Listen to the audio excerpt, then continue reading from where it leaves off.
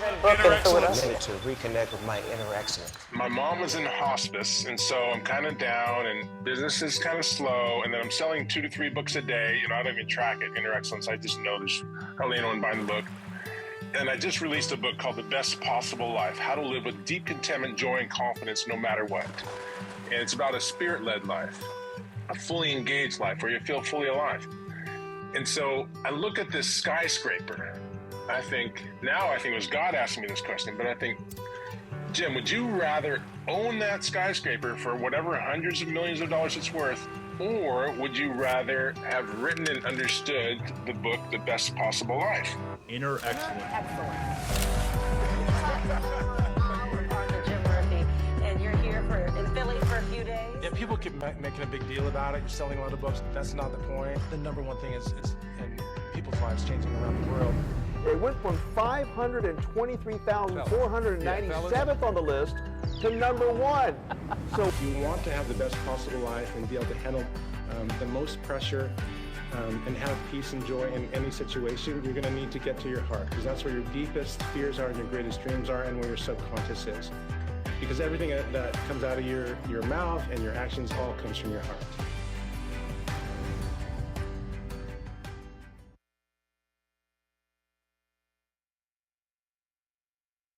So that's the book. This is the author. It mentioned something on there that this book went from being number 523,000 to number 1 in like 2 days. Jim, can you tell us about the Inner Excellence rocket ship that took off? What happened? How did that book go from obscurity to everybody sees it and knows it? Yes, I can.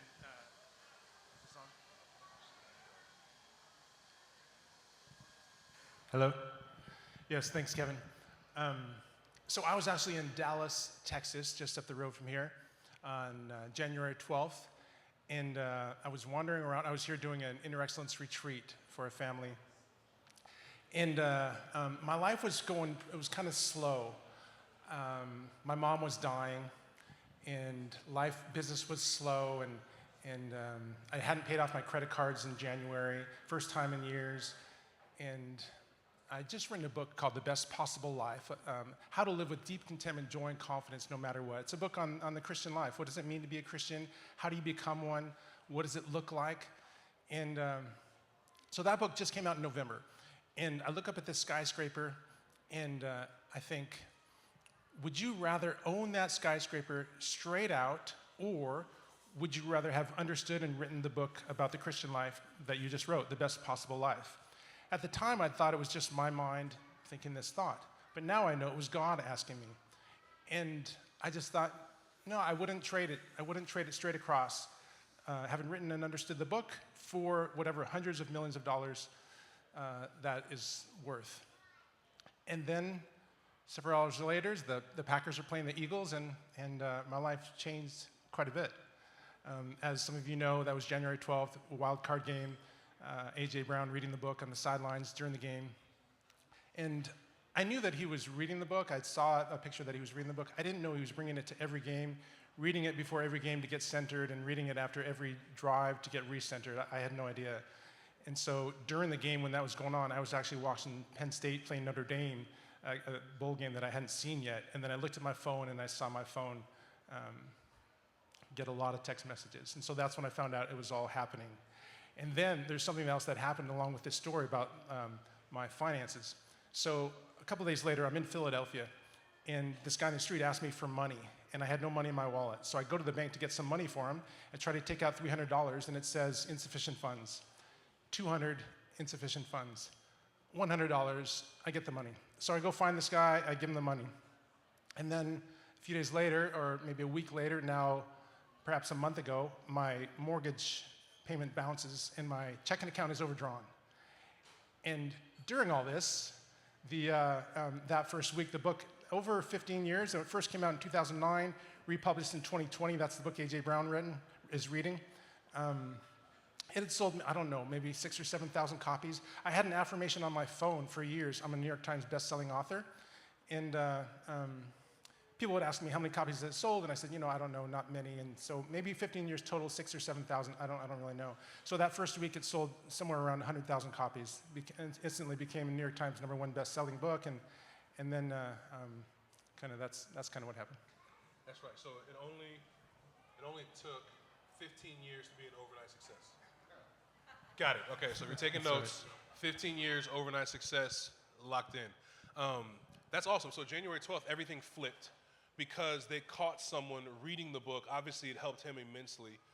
He kept reading it, kept bringing it out. They go on, win a Super Bowl. Awesome. Congratulations. That's amazing. I know all of Philadelphia has the book now from what we've seen. But tell us about everything leading up to January 12th. So going up to January 11th, give us a brief overview. I mean, because you write about inner excellence. How has that worked out in your life to get to the point to be a 15-year overnight success? Yeah, it's really actually a unique story what happened with the book. I was a professional baseball player, played 5 years in the minor leagues. And when I got injured and had to retire, and I was devastated, and I don't know if anyone of you have ever felt like your identity was tied up in your role, and that's how it was for me. And so when I lost it, I felt like I lost everything. And so I ended up going to the desert to live a life of solitude. I wanted to find something that I could devote my life to, something that I was willing to live and die for, and I didn't really have that. So I left for the desert to go do that. And I got rid of over half my possessions, gave them away, got rid of my television. This is before streaming. So I went there to live in solitude. It was not like I was living in a teepee. It was in Tucson, the outskirts. But kind of give you an example, I think it was my second New Year's Eve. I'm in my house alone, and I'm writing in my journal, and I hear a noise, and I go outside, and I see fireworks, and that's when I realized it was New Year's Eve. I had no idea what day it was. Sunday I went to church, but other than that, Friday night, Monday night was all the same. And so I spent the next few years trying to figure out what am I going to do with my life, and I decided to become a personal coach to pro baseball players and teach them how to have peace and confidence under pressure. So I was going to put together a little manual for clients to refer to. My first 2 clients did amazing, so I thought, okay, this is going to be my career. So I decided to call up a sports psychologist and ask him, how can an Olympic athlete train for 4 years for an event that may last less than 60 seconds and have peace and confidence in that situation? Similarly, how can a pro baseball player in Game 7 of the World Series, bases loaded, bottom of the ninth, 2 outs, full count, how can that guy have peace and confidence under pressure? And so that brought more questions than answers. So I called another psychologist and another, and I spent the next 5 years full-time, 50 to 60 hours a week, writing and researching that question. And that becomes the book Inner Excellence, the first version that came out in 2009. And so there's 2 things. Can I share 2 things that I learned from that?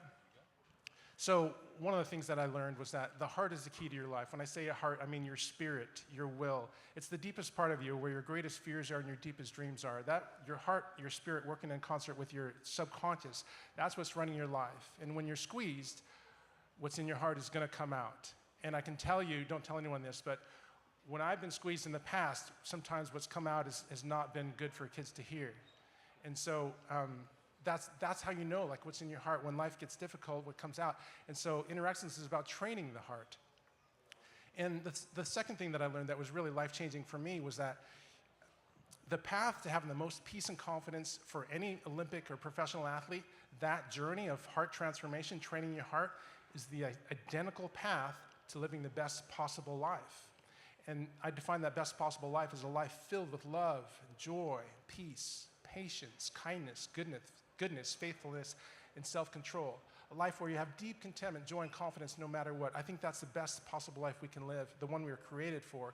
And that path, it's the same path as training your mind for extraordinary performance. It's a wholehearted path where you learn to be fully engaged in the moment, heart, mind, and body, unattached to what you're trying to do.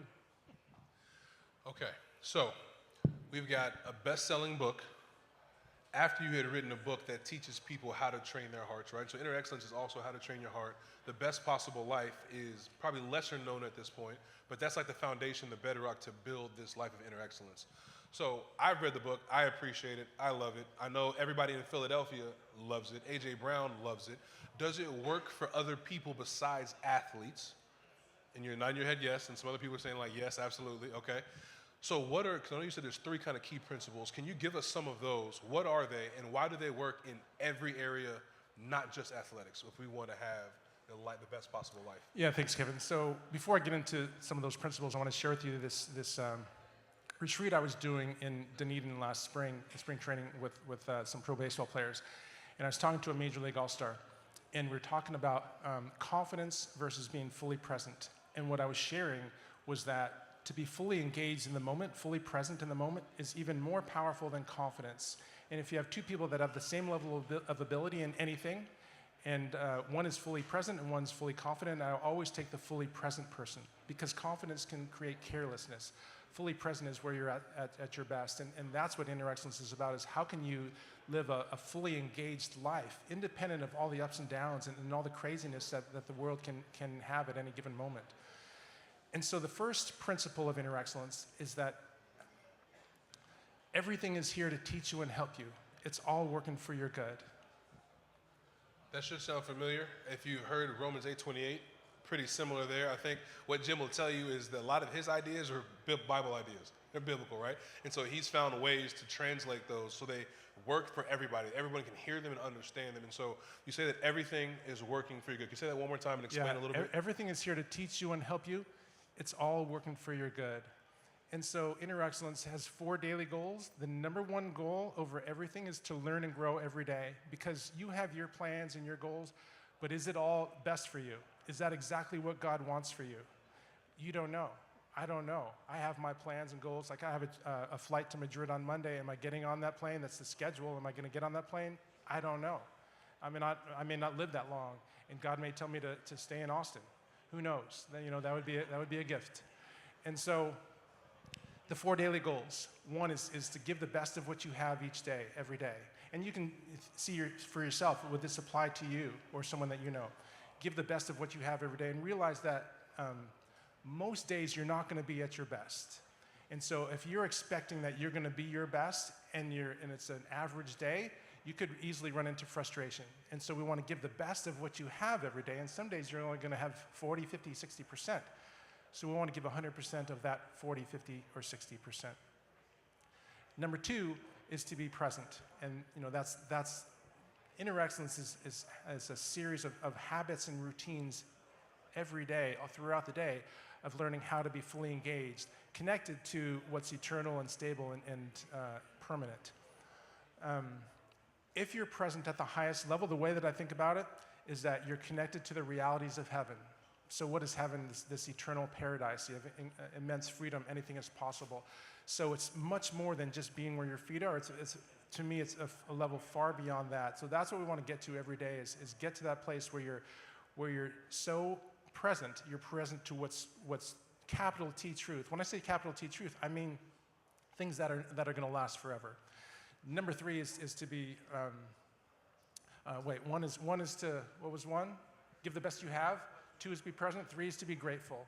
Gratitude is closely linked to inner peace. Inner peace is directly linked to inner strength. Inner strength is linked to mental toughness, and they're all linked to beauty.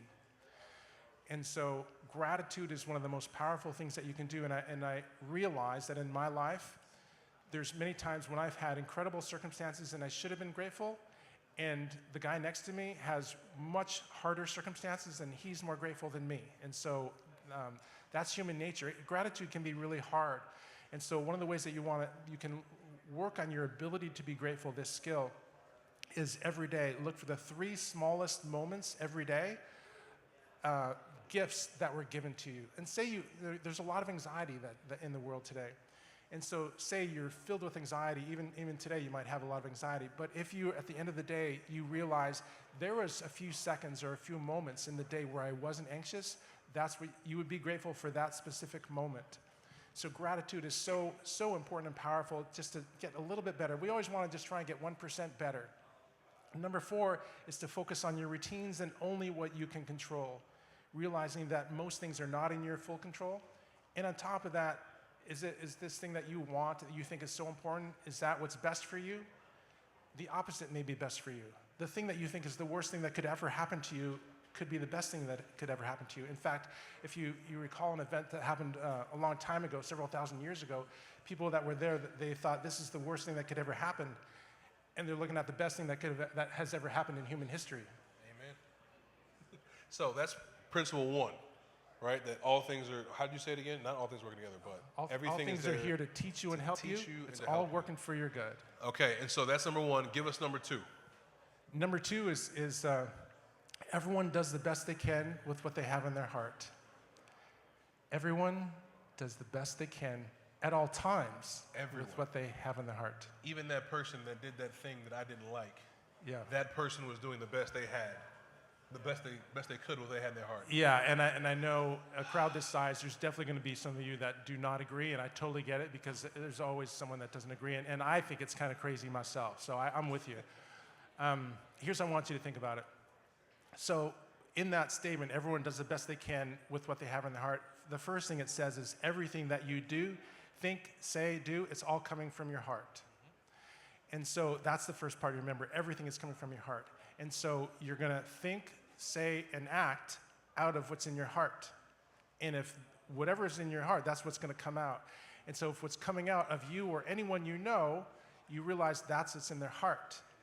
And so the only wise thing is if you see someone that is not acting in a way that is helpful towards society or positive in any way, the only wise thing is to realize, wow, God gave me the gift of maybe love or peace or joy that I have the resources where I'm not acting like that, and I can see that. And so the only wise thing is compassion for that person.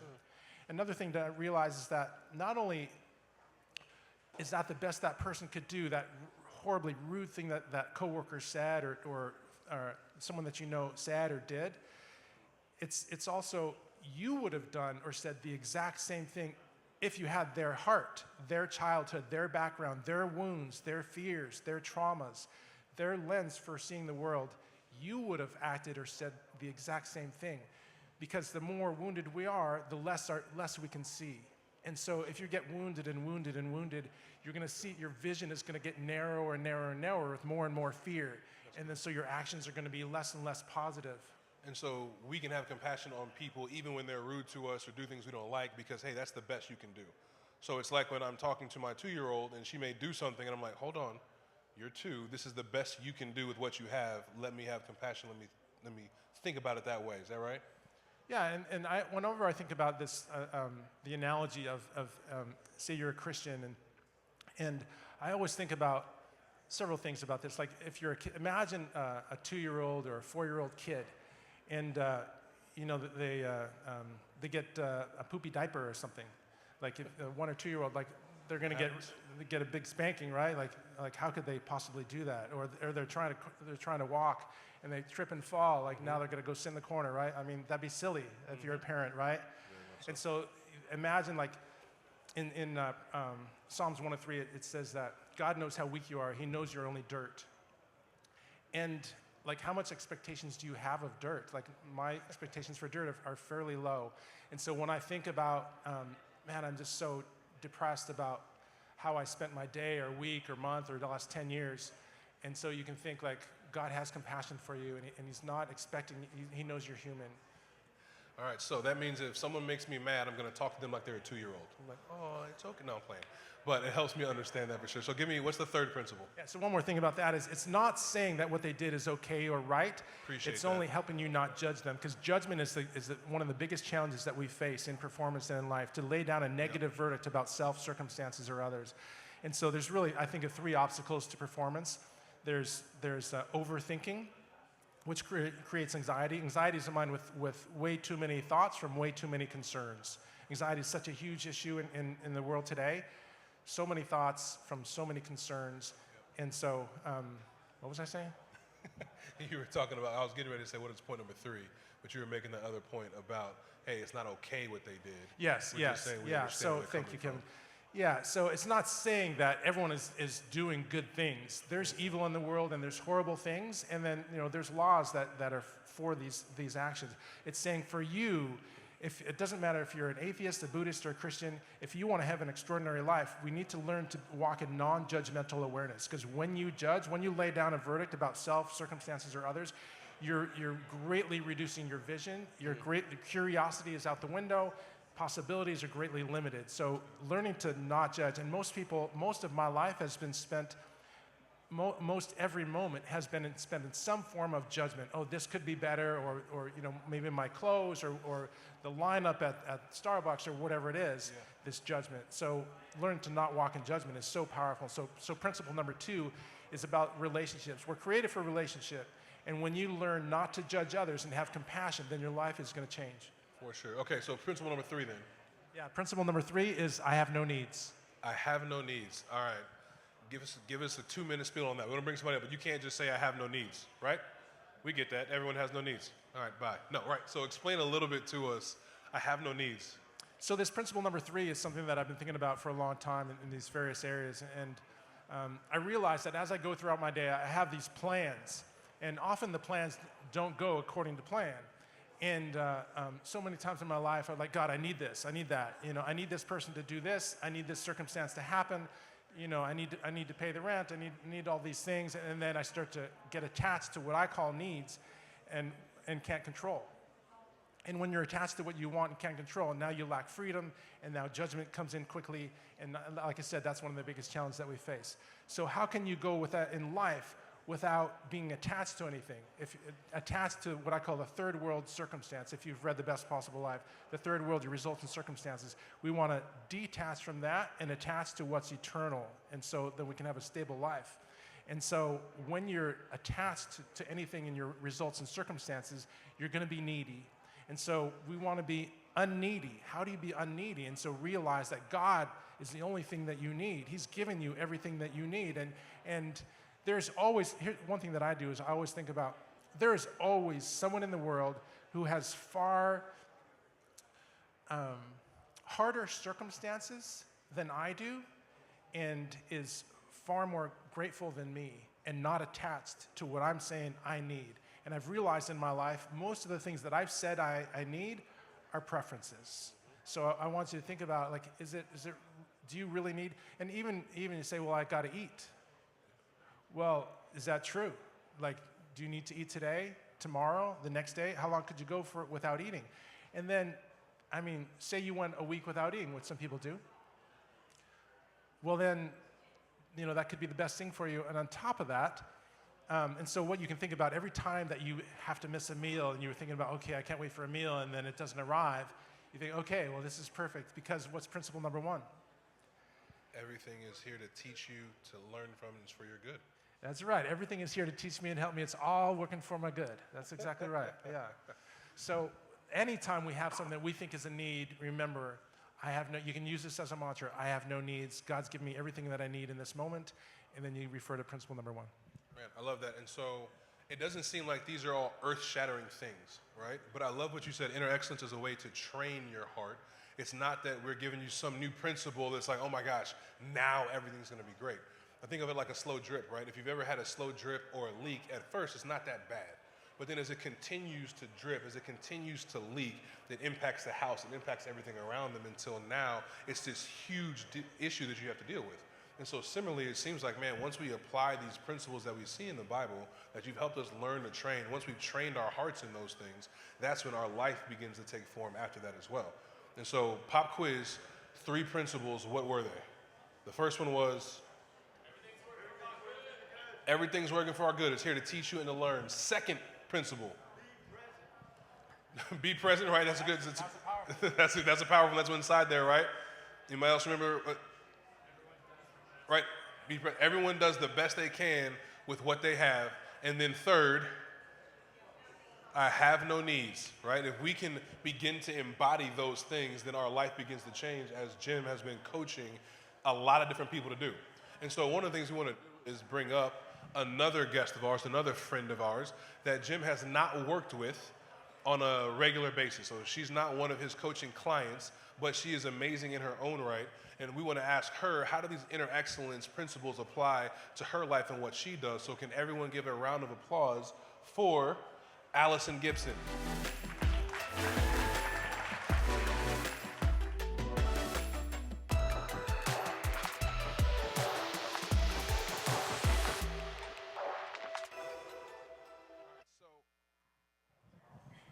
So if you saw the film up there, you know that Alison is just like all of us, right? We can all relate to a 2-time Olympic U.S. diver. So, Alex, could you just tell a little bit about your story, about how you even got to that point? Just tell us about you. Let us get to know you real quick. Because, like I said, all of us can relate to Olympic divers, right? So good. Tell us. What's up, everybody? Oh, that's loud. Hi, guys. How are you guys doing today? Good? Good. Oh, I like this response. Yeah, so a little bit about me. I actually grew up here in Austin, Texas, so being able to be here and speak to you guys is awesome. And I always had the dream of being an Olympian, but I thought I would be an Olympic swimmer. But God's plans are different than our plans. And it has been such an incredible journey, from competing at the University of Texas and competing in my first Olympics. It was a really crazy experience coming out of COVID. It was Tokyo 2021, so that Olympic experience was a whirlwind event of wearing masks and no one in the stands, and it was really interesting. And coming back from that, I remember thinking, God, is this all you have for me? You know, I dreamed my whole life of becoming an Olympian, and then I became an Olympian, and then I competed, and I was like, wait, that's it? Like, what? That's all? And so it kind of set me on this journey of kind of discovery of what is purpose in life. And so I ended up retiring from my sport, and I said, I'm never gonna compete again. I'm done. And then God called me about a year before the Paris 2024 Olympics, and he said, Alison, I have something bigger for you. I want you to train. And I was like, God, I've been retired for 2 years. It's literally gonna be impossible for me to make the Olympics. Like, so many other athletes have been training with private coaches for the past 2 years. What do you mean you want me to train for the Olympics? I was like, I need a bigger purpose. And so in talking to God about it, he told me, Alison, your purpose this time around is to encourage and inspire in everything that you do. This Olympics is not about you, but it's about something so much bigger. It's about using your platform to make a difference. And so I decided to come out of retirement, and I knew, okay, you know, who knows if I'll make the Olympics or not, but if I walk faithfully with God every day, then I'm achieving my purpose. And so through there, God kind of brought me on this crazy journey and just showed me what it looks like to walk faithfully. And I ended up qualifying for the Paris Olympics, and it was, you know, an incredible experience where not only did I have a deeper purpose, but God transformed me. He does everything for our good. And the Paris 2024 Olympics taught me that in a very unique and powerful way. Okay, so as of right now, you're wondering, Kevin, you said we can all relate. Not many of us have been to Paris and Tokyo. I'm not sure how many of us have been to either. I haven't been to either yet. But we can still all relate to Alison because of what she's getting ready to explain. So can you explain to us, I think you know what I'm talking about. Okay, so can you explain to us why I think everyone here can relate to you, whether or not we've trained for and made the Olympics or been to Paris or Tokyo? How can we all relate to you? Talk to us about that. Yeah, so how many people in this room have failed? Yeah? You know, how do you feel about that? You know, sometimes, you know, not so great. Well, my journey to the Olympics, like I said, was incredible. God called me on this path. I took a leap of faith. He provided financially. He provided success. Within 4 months of coming out of retirement, I won 2 national championships, competed in Qatar, qualified the United States Olympic spot so our country could compete in the Olympics in my event. And God just kept providing win after win after win, right? Whether it was financial or whether it was a literal win of competition. And so I went into the Olympics thinking, oh my gosh, like, wow, this is crazy. Like, God has brought me on this amazing journey. Like, this is my moment. And another thing too, kind of going into the Olympics, as I shared earlier, my mission was to inspire and encourage in everything that I did. And on top of that, my Olympic mission in particular was to get as many children sponsored as I could with an organization called Missions of Hope International, based in Kenya. And so I had this incredible purpose of inspiring, of literally, you know, changing lives, and I was competing on this international stage. So I went up on competition day feeling so confident, thinking, God brought me here for this incredible moment. It's gonna go amazing. Like, I was like so ready. And I got up on the diving board. I'm standing there, deep breath. The pool is completely quiet, of like 5,000 people watching. I had friends back home watching on TV, judges staring at me. Their whole job is to judge everything that I do. You could hear a pin drop. And I go up, and I jump off that diving board, and I'm in the air, and I'm thinking, wow, that felt really good. And then all of a sudden, out of nowhere, my body jolts, and I feel pain shoot through my feet. My rotation stops, and I hit the water in a ball. Something that never happened before in my life. I had hit the diving board, not just in practice, but in the biggest competition of my life. And I remember hitting the water and thinking, God, like, why? Why would God do this? Why would God let this happen to me? He told me to come out of retirement. He provided for me in every way. He let me win. He let me make the Olympics. He gave me this incredible mission of saving lives. And yet, in the very first dive of the competition, everything in my world shattered. And I remember coming out of the water, and my coach looked at me and he said, Alison, you can scratch this event right now. And I remember looking at him and saying, no, I'm finishing this competition. Because I recognized in that moment, I wasn't there for me. I wasn't there to be, if I was there for my ego and my pride, I would have left. But I realized I was there for something bigger. And I realized that if I kept competing through the pain, through the anguish, that maybe there was a little girl watching that television that would be inspired, that when things don't necessarily go the way you want them to, you can still keep going, and you can still keep your chin up and keep fighting. And that was really my mission, a purpose so much deeper than my own ego, but a purpose to inspire. And that led me to completing that competition. And then I went, and a bunch of news outlets interviewed me, and I was able to share. And they asked me, about it.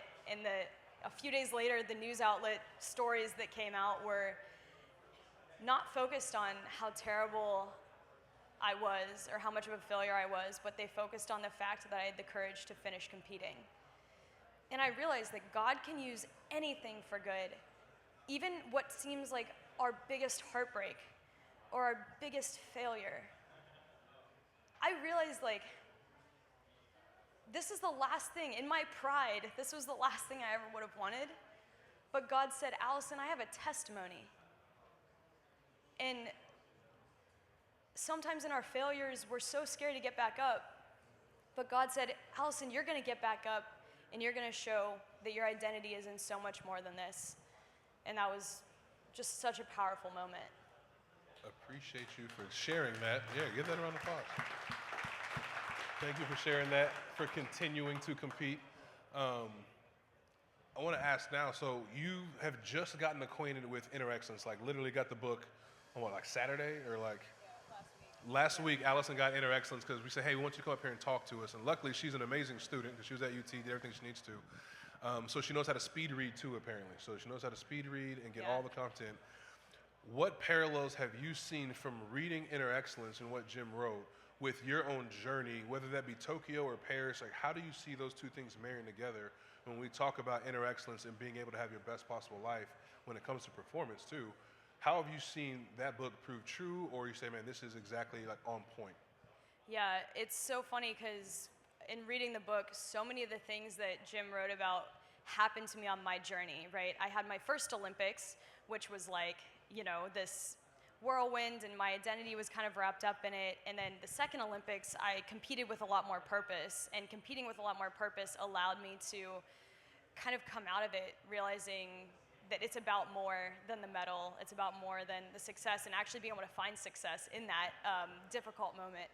And so I think in reading Inner Excellence, the principles align so well with what I've experienced in my life, which is so often we strive for the acclaim, we strive for the gold medal or the nice car or the biggest house on the block.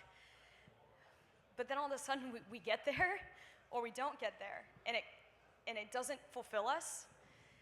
And it's so cool to recognize that if you live a life of purpose, walking in God's call, that no matter what external things happen, whether you have the perfect competition or not, you know that your purpose is so much greater than that, and you know that that moment does not define you, and that you can find joy and courage and confidence in your identity in Christ that's unmovable and that's unshakable, unlike the external things of the world.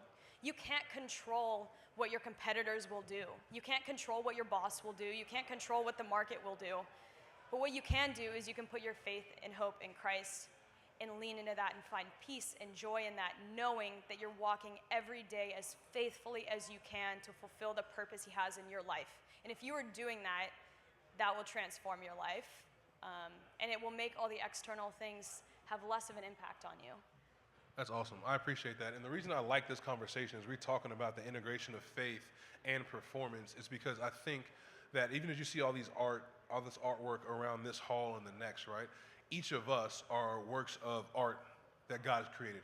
But he created each of us to create our own art, if you will, right? To be excellent at different things, whatever that may be. And so even working with college athletes, as I get the opportunity to do now, and then work with a couple other people, it's trying to help you understand, like, man, how do we give God glory through trying to be the best that we can wherever God has put us? But one of the things that seems counterintuitive is a lot of what I hear both of you saying, and I think, Jim, you said explicitly, Alison, what you're kind of saying, your purpose is most important. You've got to let go of the results. You've got to let go of accomplishments of trying to achieve, but that doesn't seem to line up with wanting to do great things for God's kingdom, right? Like, we don't want to say, well, because I'm Christian, I'm not trying to be great. I'm okay being in 5th place because, I believe in Jesus. And I'm like, well, hold on. Like, I think Jesus would have been a competitor too. Like, Jesus would have been out there. I wouldn't want to compete with him because, he can't miss. But we all have that, and we hear y'all saying, let go of the results.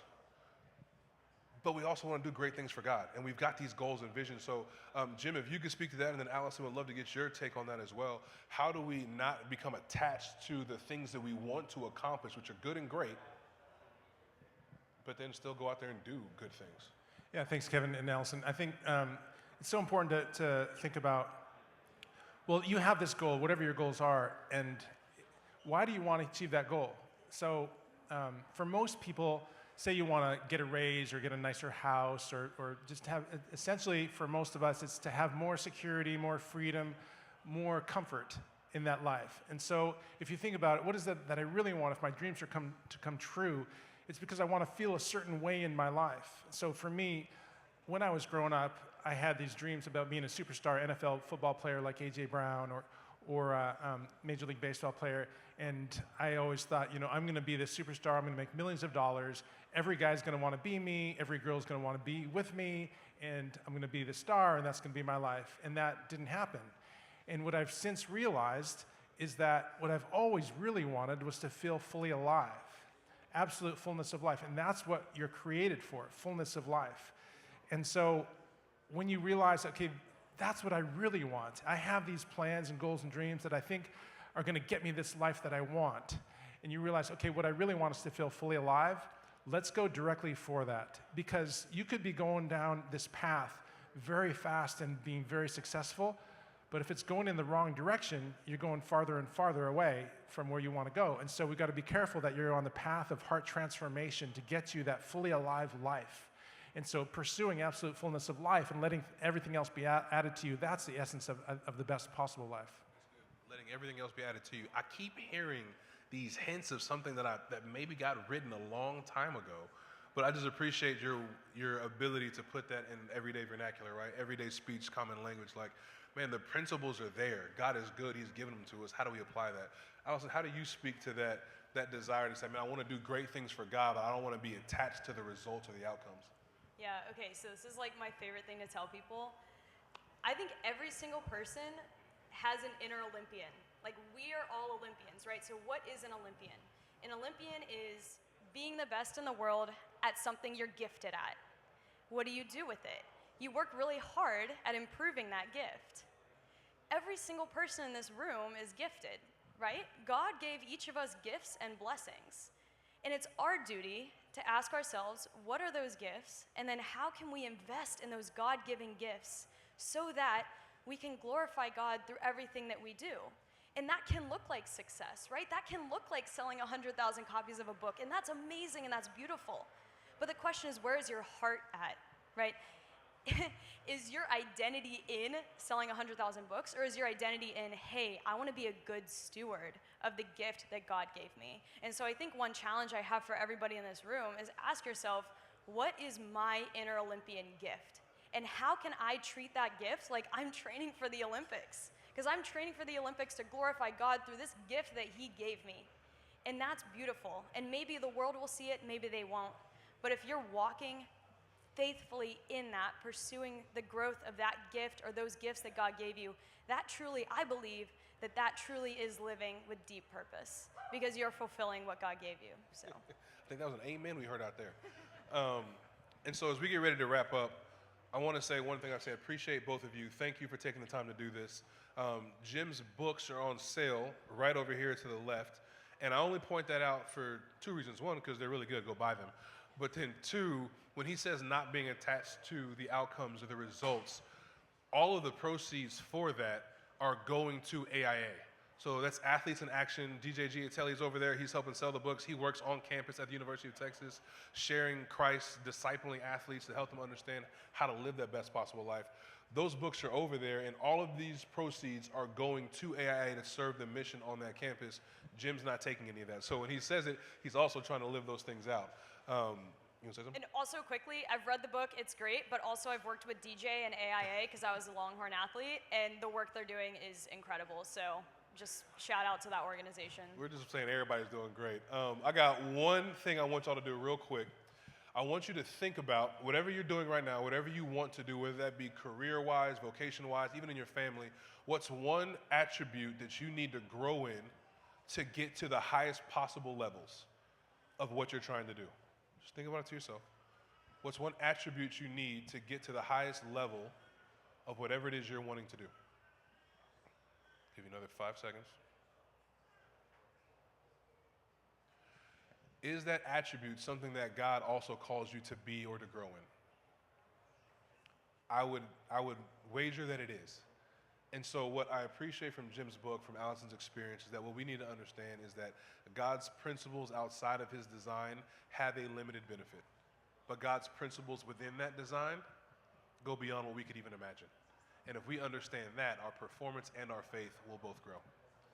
Appreciate y'all. Have a good rest of the day.